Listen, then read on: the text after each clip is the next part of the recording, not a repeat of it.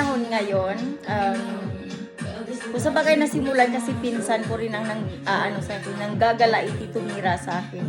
Kaya ang nasa paligid ko ay punong-puno ng kaahas-ahasan.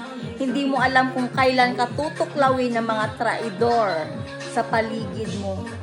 Mag-ingat mga kapatid sa mga ahas na tutuklaw sa atin behind our back, in front of our face. Makakapal ang mga mukha ng mga taong nasa paligid natin. Kunwari, mabait-baitan, pero saan ka pa? Sarili niyong kapatid, gustong ipaligpit at ipapatay sa Iloilo. Masunod lang ang kaiyutan at kademonyuhan niya.